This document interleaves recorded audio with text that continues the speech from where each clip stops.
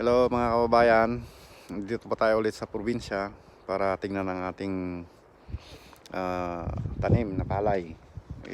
Maraming nagsasabi na itry naman nating gawa ng video at nang may promote naman natin yung sariling palay natin. Nandito ako at lalapitan natin itong palay para makita natin. Ayan o, napakaganda po ng palay natin.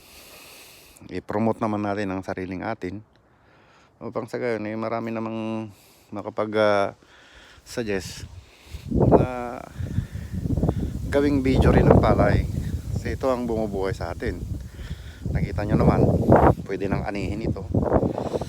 Ayan lang po, hanggang doon sa banda roon. Ito po ang palayan natin, nakita nyo naman. At sa susunod na video natin, ang tabayanan nyo, nandito lang tayo. Diyos amigo.